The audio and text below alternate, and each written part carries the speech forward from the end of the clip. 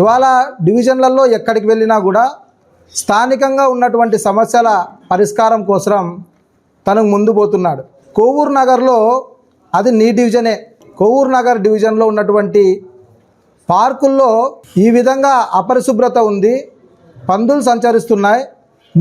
నీ డివిజన్లోనే నీకు అభివృద్ధికి చేసుకునేదానికి 5 సంవత్సరాల కాలం చాలడం లేదా అని చెప్పేసి మా ఎమ్మెల్యే గారు ప్రశ్నించినారు. అదేమన్నా పెద్ద విషయమా?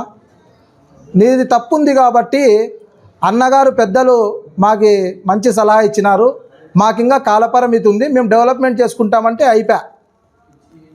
నీ చేతిలో పనే, నువ్వు మేయర్ కదా, పైగా అధికారం చేతిలో పెట్టుకొని నీకు సీటు ఉంది, ఛాంబర్ ఉంది, కూర్చుండే ప్లేస్ ఉంది, ప్రజలకు సేవ చేసేదానికి ఆ పదవి ఇస్తే నీకు పదవి అలంకారప్రాయంగా పెట్టుకోవడం జరిగింది తప్ప ప్రజలకు ఉపయోగపడేదానికి కాదని చెప్పేసి నిన్న నువ్వు చేసిన వాక్యాలతోనే నిదర్శనం అయిపోయింది. ఎందుకంటే నీ మాట కనీసము ఒక పారిశుద్ధ కార్మికుడు కూడా మాట వినడం లేదు అనేటువంటి పద్ధతుల్లో అసహనాన్ని వ్యక్తం చేసినావు.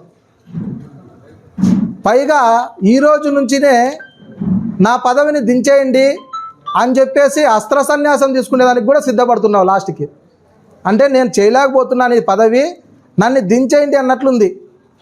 ఆల్రెడీ మీ పార్టీ గుర్తు, ఫ్యాన్ గుర్తు పైన పోటీ చేసి గెలుపొందిండేటువంటి 48 మంది కార్పొరేటర్లు ఎప్పుడెప్పుడు ఈ మేయర్ నుంచి ఇతన్ని తొలగించాలా అని చెప్పేసి వాళ్ళే సిద్ధంగా ఉన్నారు. ఆ విషయం నువ్వు తెలుసుకొనే నన్ను దింపండి అని చెప్పేసి బాజా మోగిస్తున్నారు.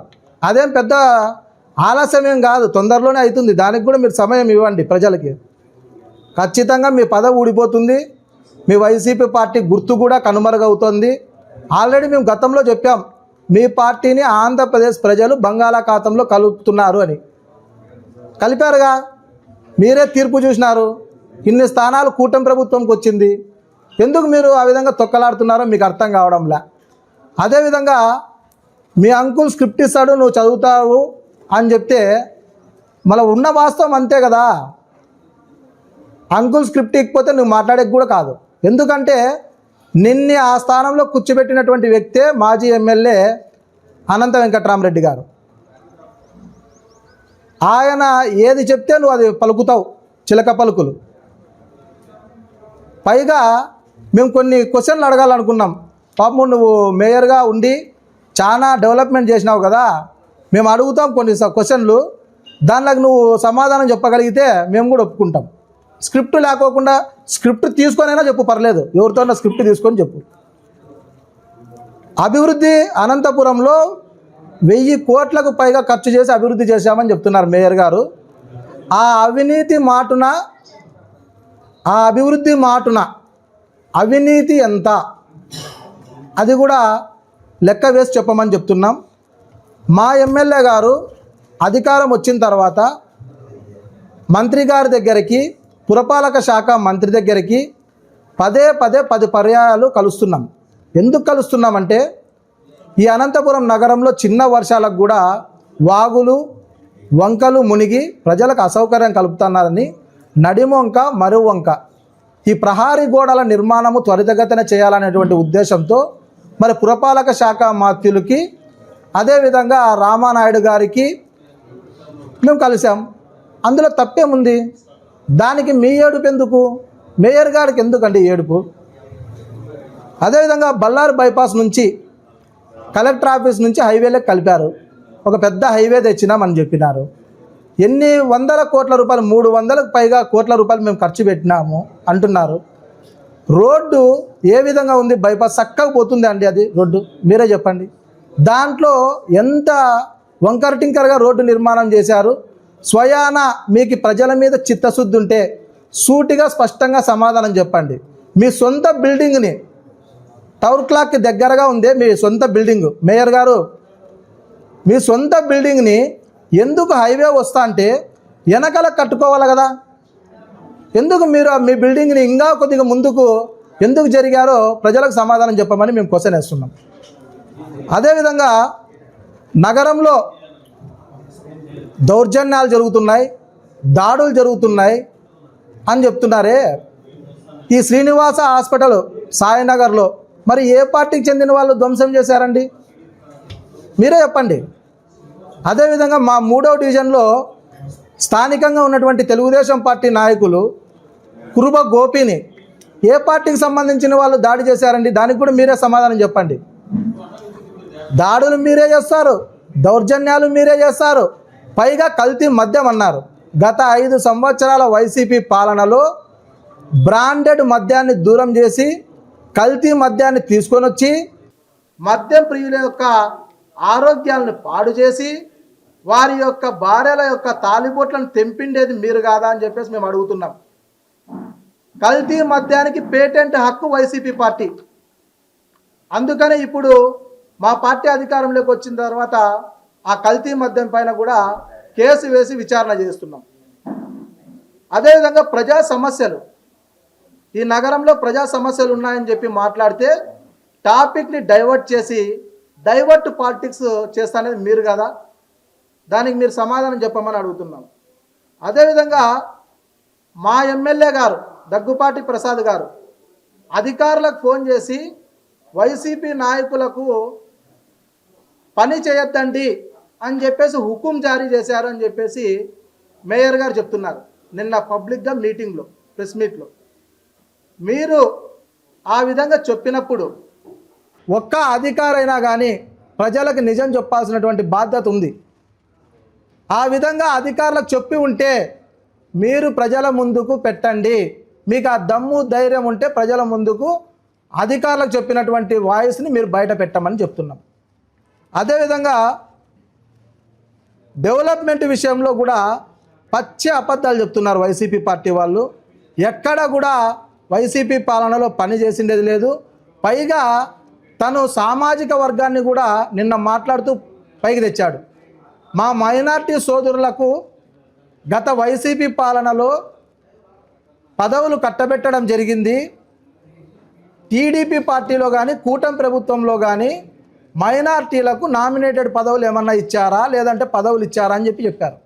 మేము ఒక్కటే అడుగుతున్నాం, మీ పార్టీలోనే మీకు సంబంధించినటువంటి వైసీపీ నాయకులే కోడై కూస్తున్నారు. కష్టపడి జెండా పట్టుకున్నటువంటి వాళ్ళకి పదవులు ఇవ్వకుండా అనంత వెంకట్రామరెడ్డి అన్నగారి ఇంటి దగ్గర అతను చుట్టూరా తిరుగుతున్నటువంటి వాళ్ళందరికీ కూడా పదవులు ఇచ్చినారని చెప్పేసి మీ పార్టీలో వాళ్ళే చెప్పడం వల్లనే ప్రజలు మీకు 23,000 ఓట్లతో ఓడించడం జరిగింది.